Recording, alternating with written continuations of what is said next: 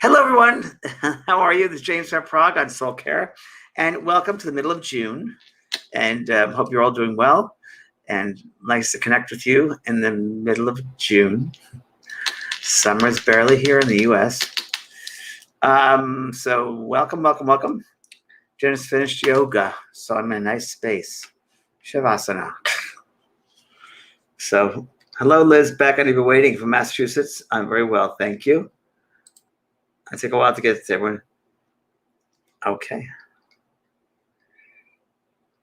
There we go. Hi, Connie. Hello, Lisa. From North Carolina. Yeah, I'm always curious to see where people are coming from. So last week we had a lot of people from all over the world. And last Monday evening, for both sides now and beyond, we had people from about, 7 different countries around the world, or 8 different countries. So Texas. That's Texas, a different country. Yes, that's good. Very good. Hi from Virginia. Hello, Christine Kiefer. Hello, Lori Stone. Charlotte, lovely place. Love Charlotte. I'm from Tempe. I've been to Tempe.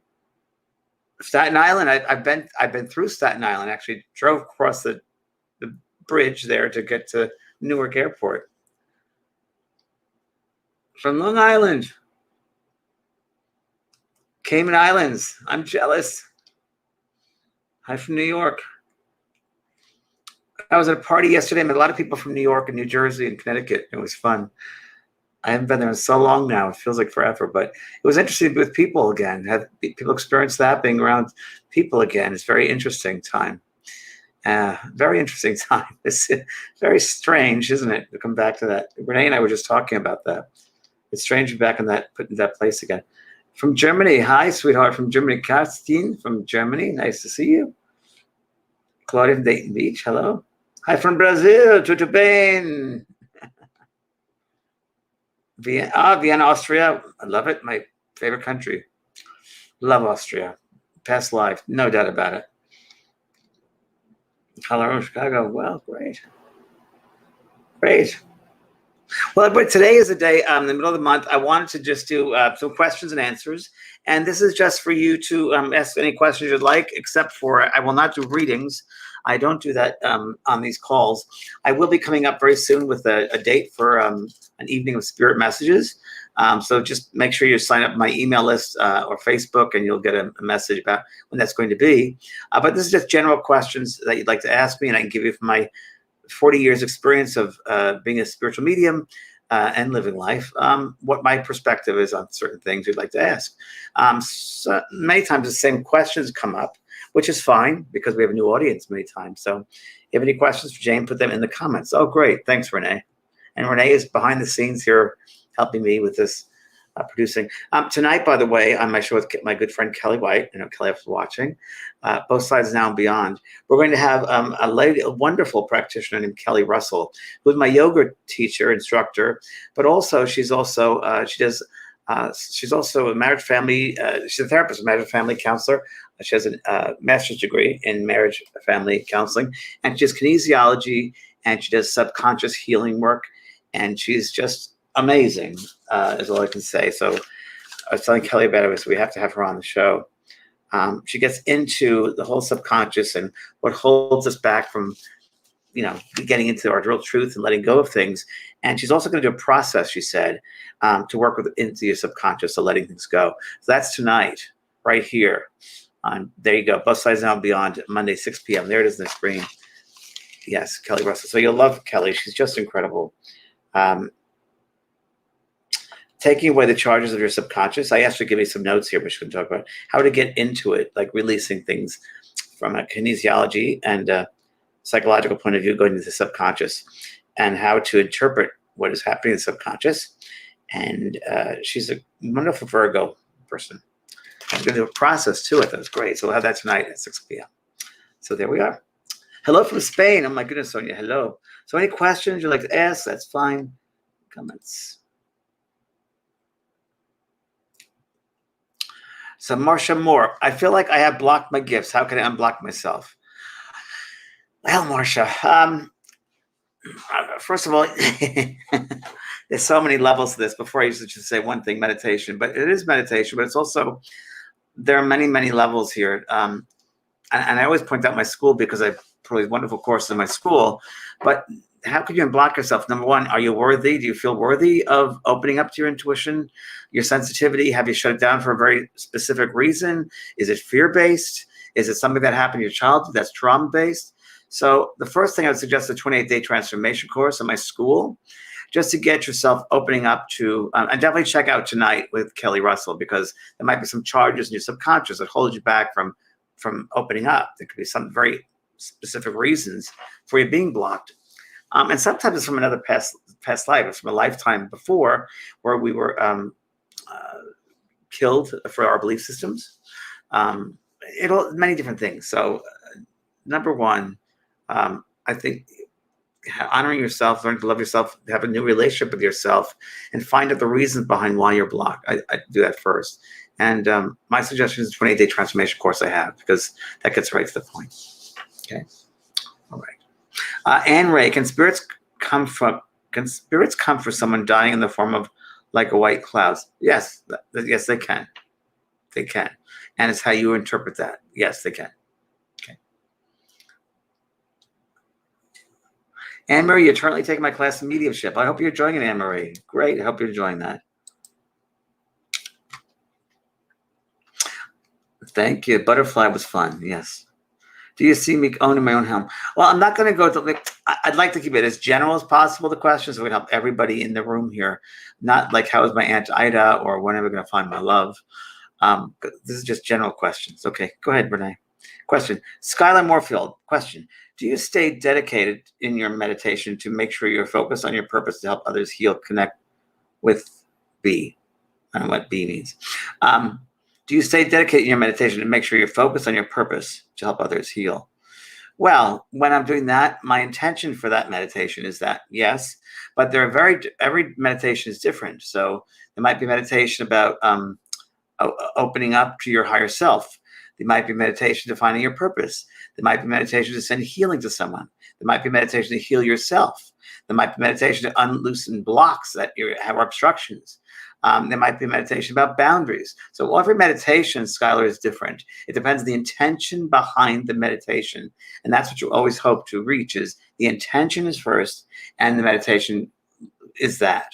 Now, I was talking with Kelly earlier, Kelly Russell, that once you become aware and you start, if you will, living in the conscious level and with a sense of awareness or mindfulness, it's almost like a living meditation. It's like a walking meditation, that you're kind of aware of a lot of things around you and of people around you, and you're very conscious of how your thoughts affect people, your words affect people, what your energy is doing, and you'll find what their energy is like.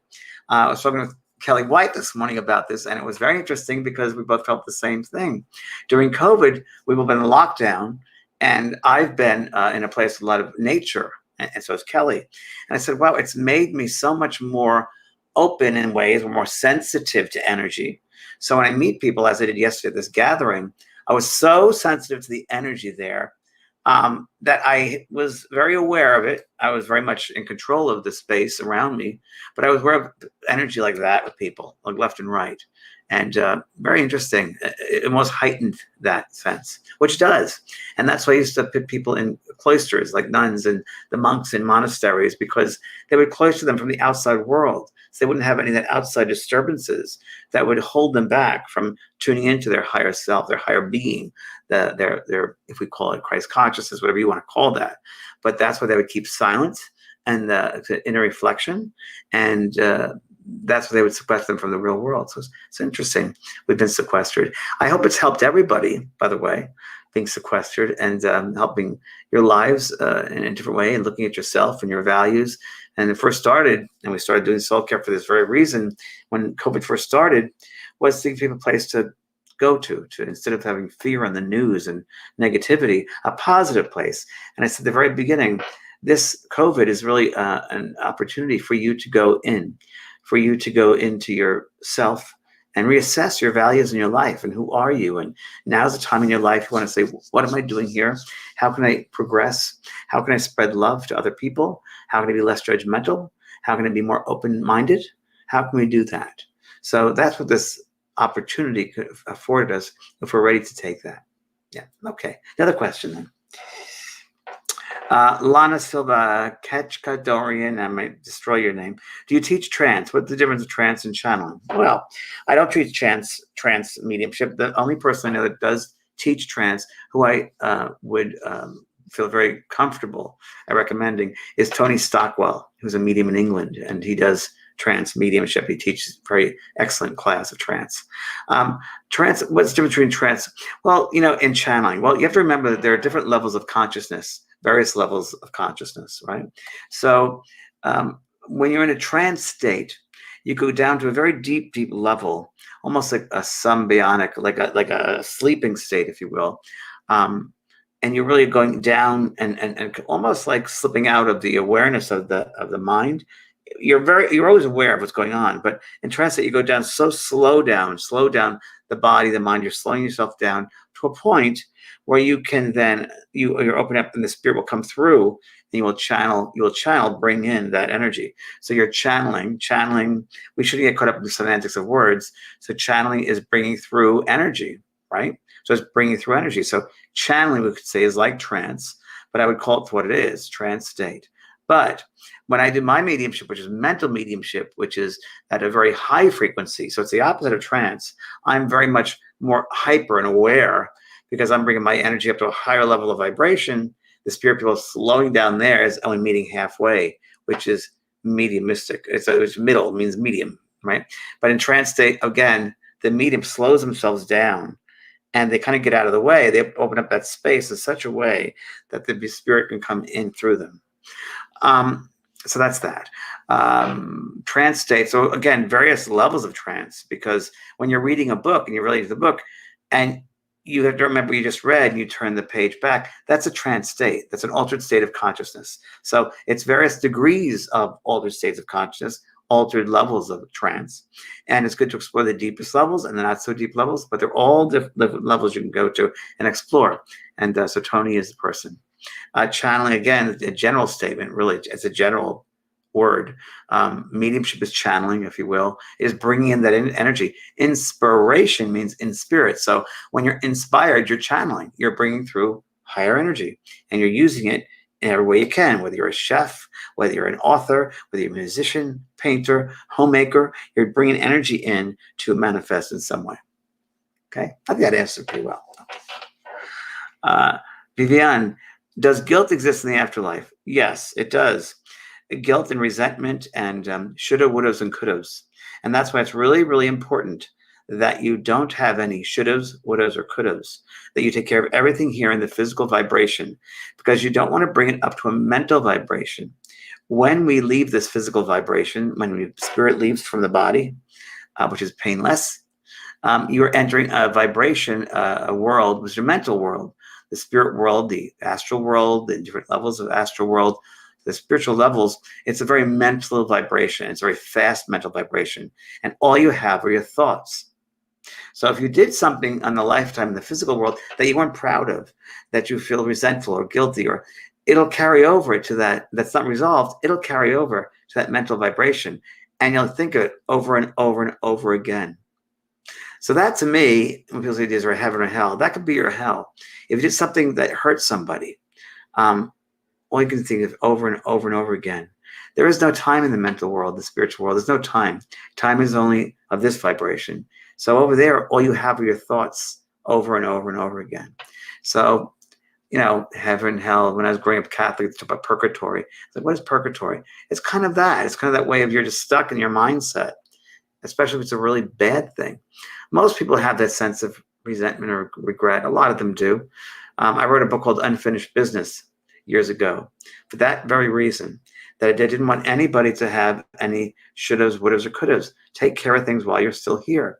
And that goes with addictions as well. You don't want to carry addictions to the side, because that mindset will still be there, that fix or that codependent relationship or whatever it might be.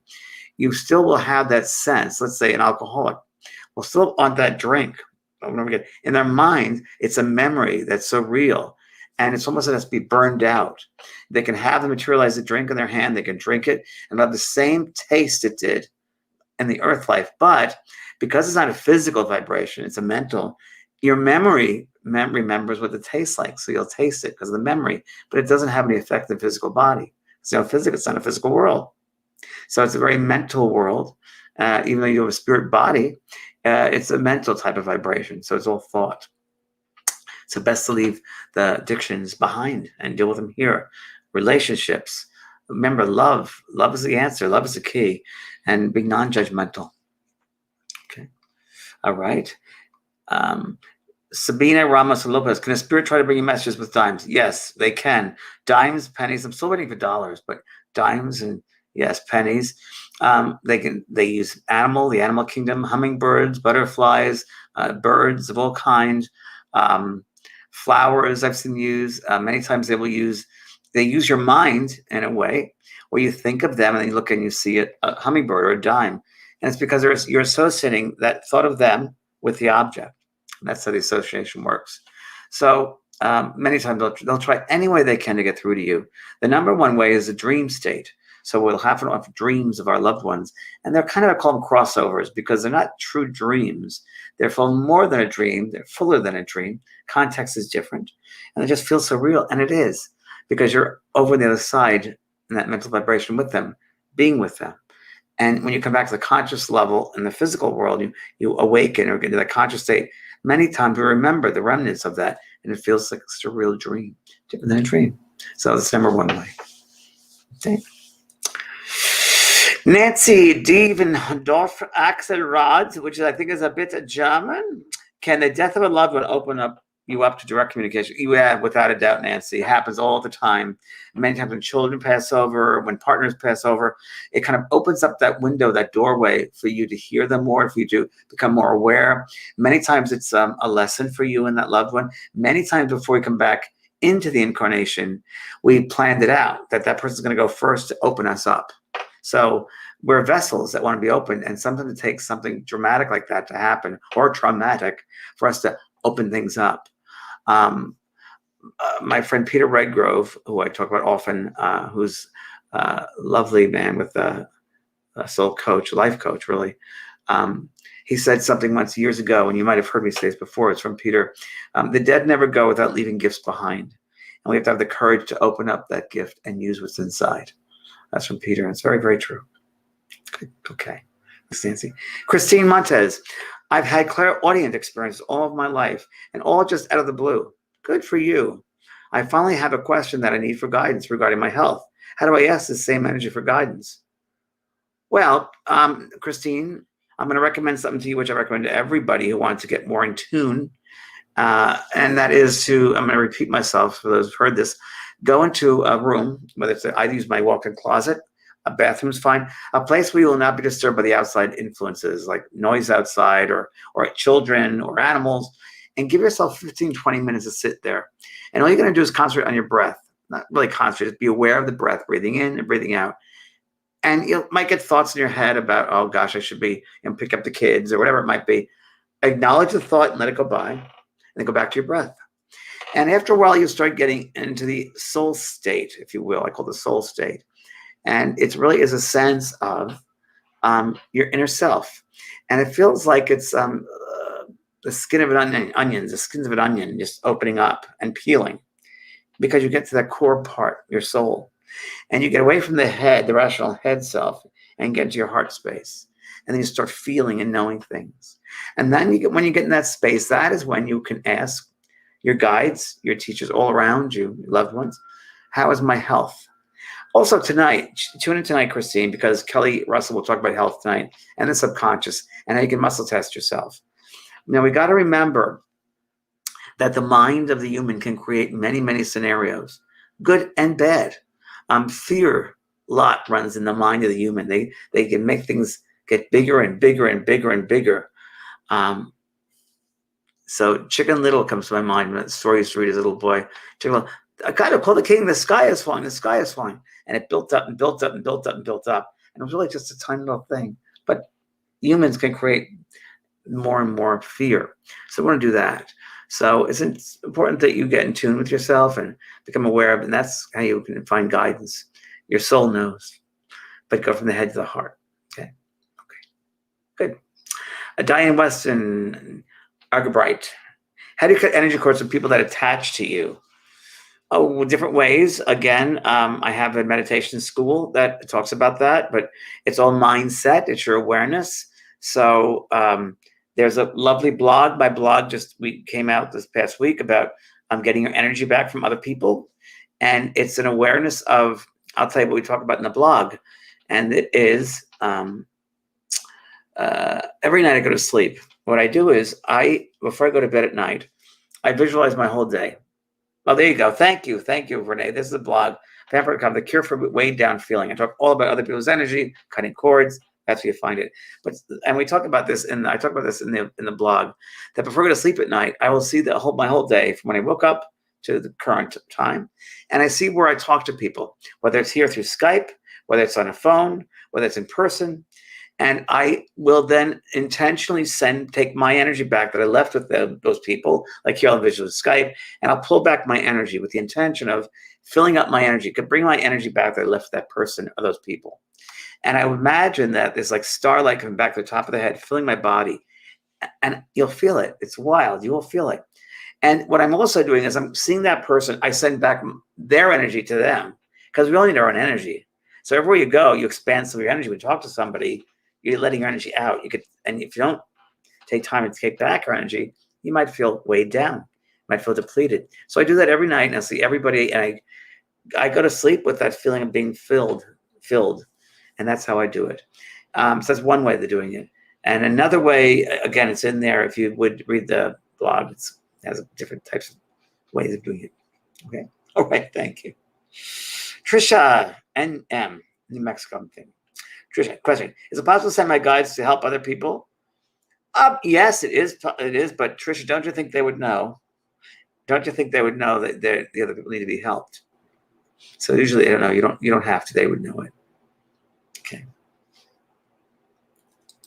Lorraine Goodwin. My mom and I always get 11:11 nearly every day. What does 11:11 mean? Could it be someone from the other side letting us know they are around us? Yes, it could be. It could mean that. So when you see 11:11, look and see what's going on, and ask who's there. Ask who's there. So you can interpret that way. And 111s usually mean new beginnings of things, fresh starts, new beginnings. But when those things happen like that, or something comes with synchronistic experiences, stop, and when it happens, like, who is coming in? And you just have to open up your mind and listen, or hear, or feel, sense it. Don't double think it, because you'll put fear in the equation, and fear blocks, fear limits. You don't want to limit. Okay? Enjoy the spontaneity of it, and enjoy the fun of it. That's the best way to receive information from spirit. The fun, the spontaneity, and also, Lorraine, surrendering, letting go and surrendering. Hardest part is surrendering, letting go and letting God, because the ego wants to get in the way, and we can't let the ego get in. Okay. All right, good luck. Bel Air, London. It's an interesting name. I still haven't figured out how to block a spirit from communicating with me in any form. I still haven't figured out how to block a spirit from communicating with any form. I've tried not to acknowledge it, however, it's still there. There's not a negative entity, just someone I don't want any communication with. Any suggestions? Well, that's interesting, Bel Air. So you don't want any communication with. I'm going to say this to you. Why don't you want communication with that person, that being? Maybe there's something they need to say to you. Maybe there's something about forgiveness. Maybe, how would you feel if you did something to someone and they took it the wrong way and they stopped talking to you? I've seen it all different ways. It's teaching us patience. It's teaching us unconditional love. You never know what level that spirit, that person was on in the lifetime. Maybe they did something they had no idea what they were doing. I would take the high road on that one. I really would. I wouldn't block it. When we start blocking things in our life, we shut down on other levels as well. You don't want to do that in your life, because energy should always be flowing through you, always. When you start blocking things, you're getting into the ego, you're getting into things you really shouldn't, because you never should be blocked. Then you start blocking. That's not a good technique. Let's put it that way. Okay. How can get rid of resentment? Okay, Jenna. So a 28-day transformation course, please. Immediately. Because you're holding on to that which you don't need. Resentment turns into anger. Then anger turns into guilt. You don't need it. Here you go. Thanks very much, Renee, for putting that up there. You don't want resentment. Don't want it. It'll mask and other things as well. So you don't want to carry that around. What did you learn from that person or those people? Whether it's your parents or relationships, there's something you had to learn. And you got to learn about forgiveness. So forgiveness is forgiving ourselves the best medicine we have. Best medicine we have is forgiveness. Forgiveness is a really, it'll open us up to love. It's unconditional love. So just because someone says something bad to you doesn't mean you acknowledge that they're okay with doing something with you, but you're forgiving. You be aware that they didn't do the right thing, but it doesn't mean you have to hold on to it, being aware of it. Okay, sorry, Renee, go ahead. Hi there. How can caregivers protect their energy? I care for my mom with dementia. I love her dearly, but it's challenging. Thank you. Well, number one, again, I would do, I just talked about this morning. We don't want to get into the mindset of protect, because I don't think we have to protect. But I do think we have to be mindful of the space around us and setting boundaries. So it's boundary work. So if you can't speak to your mother, it's boundary work, which, again, please read that blog, because it's important that everything is in that blog that you need. And so the different techniques you can have. It's in your mind as well, Maya. You have to realize that you have to stop being there so open. And it's hard because it's your mother and she's dementia. That's difficult. It's a difficult thing to do because you want to give her all the love you can, but you don't want to be depleted too. So there are different techniques. Again, in the blog, I teach different techniques. The best thing to do is to read that and to learn from that. Okay. Karina Brandberg, what's the difference of intuitions and getting a mental message of something or someone? I don't understand the question, but intuition. So intuition is a knowingness. It's another language. Intuition means into the soul. It's a language of the soul. So you as a soul being, most of us are what we call clairsentient, which means sensing. We sense things. With the energy centers, the second, third, fourth chakra points, the middle part of the body, right? That's a very important power center. And you might intuitive something, that knowingness, everyone receives it differently. So you might sense it, which 95% of humans do is sense things, because you wouldn't be able to survive without that instinct as a baby with your mom. You had to have an instinct or intuition. So we sense things first, but there are those people that also will hear things that they hear, or just an overall knowingness, or they'll see symbols or images. So, and receiving a message from someone, well, when I receive a message, I know what I'm receiving. So I know what I'm hearing. I know what I'm feeling. So that goes along with the intuition, hand in hand.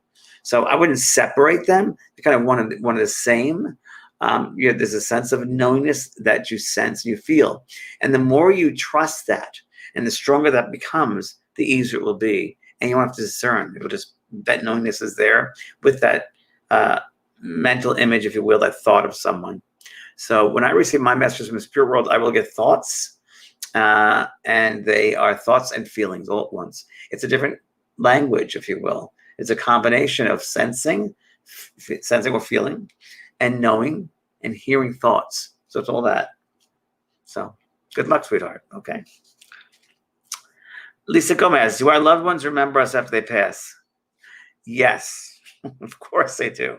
You don't become a figment of their imagination. And many times they'll tell me, please don't, to an audience member or someone I'm doing a reading for, please don't think I've become a figment of your imagination. We've had a real time. All the experiences we have, Lisa, in life are recorded in our mind. The mind is a soul. And within that mind of all those experiences, all the memories that we have created. Now, you can't make memories in the spirit world. You only can make memories down here in the physical vibration. And when we pass out of this vibration into that spiritual vibration, we will be aware of no time. But in our heart and our mind, we see all the experiences, one right after the other, of the moments of life that we've lived, the memories that we've created. And most of the memories will come through with love, or they'll come through with things that we should have shown more love. You go to the other side and you have a life review, and you review everything in your life you did, and ways you behaved, ways you thought, things you've said, things that you said that you shouldn't have said, things that you said that were lovely.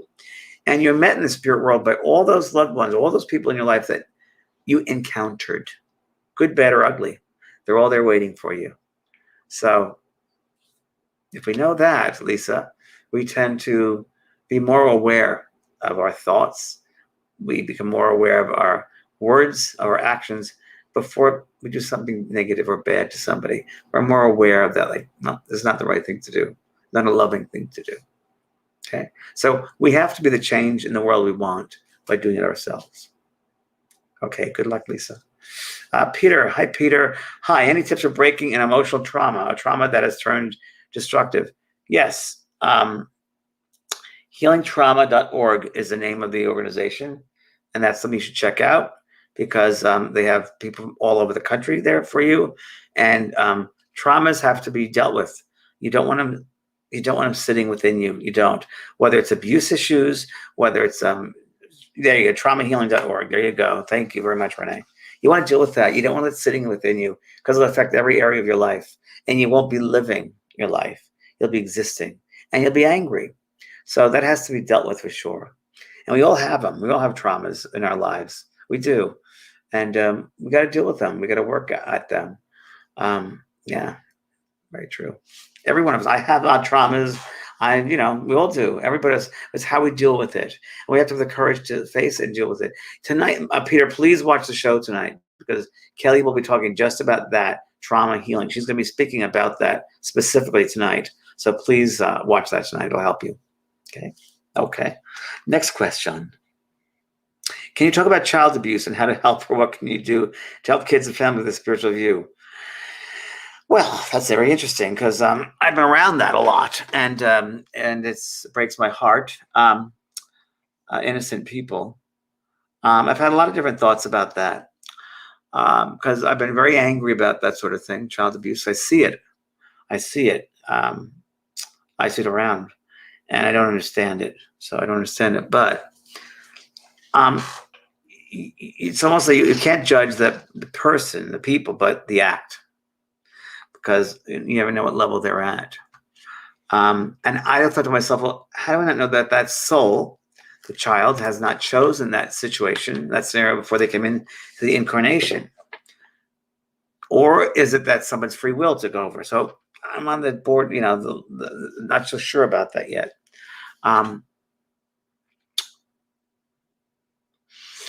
Boy, how to help kids and families with a spiritual point of view. Well, really, Gigi, what I've been talking about? Are you talking about kids that have been abused already, or they haven't been, or families that have been through that?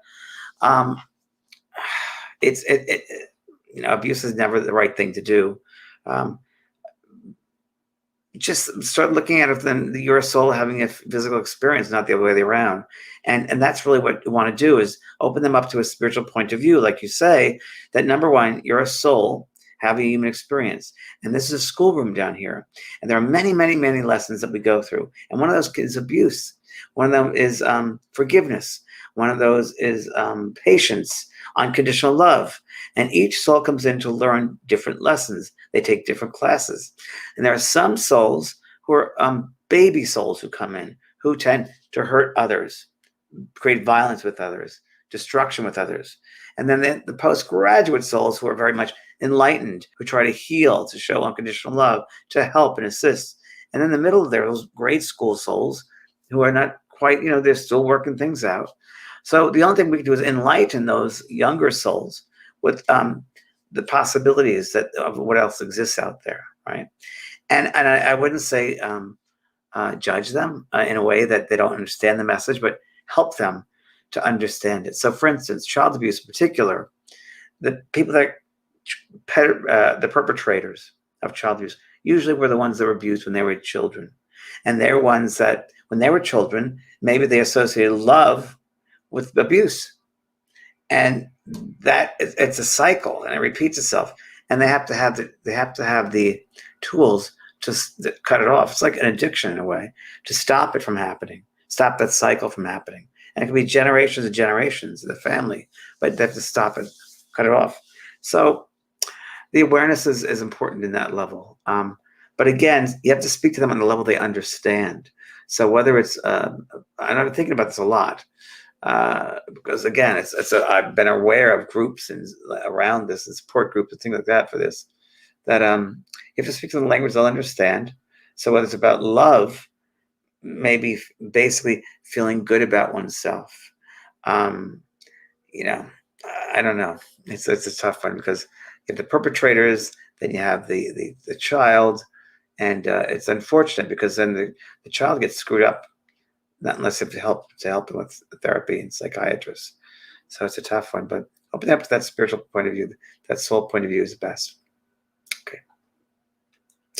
Gina Bertoletti, is it harder for spirits to communicate with the living the longer they have passed over? A good question, Gina. It's a very good question. I will say to you this. It's a little harder in that they've moved on, and they've moved on in that, just like when you were, Gina, maybe, I don't know how old you are, but let's say you were, I don't know, maybe you're midlife, I don't know. Let's say you were in high school. Let's say you're 50 years old. And I would say to you, go back to your grade school, 7th grade, middle grade, 7th grade, and tell me who was sitting around you. What happened at that point? And it might be hard for you to remember that because it was so long ago. So in a way, it's kind of like that, in that they had life in this earth life, time-wise, way back. And they're experiencing new things now and new awareness of their soul self. And we're asking them to go back to a very limited time in their life, physical life, back in time and space, and to bring up certain memories, if you will, or even to communicate with us. It's a little bit different because they're in a different vibration. Now, and that different vibration does not mean they won't see us or be around us. They're always around us because they love us. But it's a harder vibration in that they're not as close to the physical level as they once were. So it takes a lot of extra work. And that's where we come in to meditate, to surrender, to sit quietly. That's when we can hear them better. Okay. I can write books on all these questions, I'll tell you, and I have some. Lisa Burke, is your soul's purpose unique to you, or can there be duplicates? Or are there people with the same soul purpose? You can have the same purpose as other souls, no doubt about it. Many souls' purpose come back here to learn unconditional love, self-love, love of self. There are many souls that come back just for that one lesson. So you could have many different purposes for your soul that are, the makeup of it. This is interesting. So the makeup of your soul's purpose may be how it's colored, right? How you color this painting or this picture here, what colors you use, what items, what does your painting look like? So that could be, you all are given the same paint, right? But how you paint, whatever your painting is, will include all those colors, but it will be different than the other person's. They still have the elements, the same paint, but they might look a little different. We look at it like that. I like that way. So, like a diamond, and each diamond, we all are a diamond, but each experience cuts a different facet out. And my friend Peter talks about that a lot. So I think it's unique to us in that makeup, but we all have the same elements. And but a lot of souls are in school about self-love.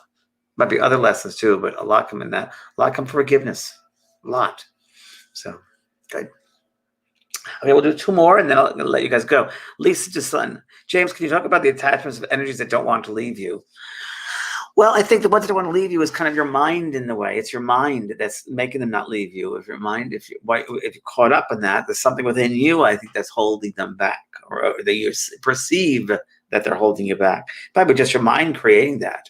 I don't think that there are energies that will get in your way or attach themselves to you and just stay with you. I don't know why they would do that, because it's a bigger world out here than just this physical world. When the spirit leaves its vibration, they're off and running. There's so much more to life than just this one place. There are worlds within worlds within worlds. And that's our natural home, is the spirit level. Why would they stay down here, right? So to me, when we talk about attachments, not that they don't exist, but it's very rare, I've found. But I find usually it's mostly made up of the mind of the person. So we got to look into what's going on in your mind, what's going on to the person that you feel attachment of. There might be some unresolved issues there, some emotional issues, some trauma that has not been resolved with. Okay? So look into that, Lisa. Okay, good. One more question, and then we'll skedoodle. Okay.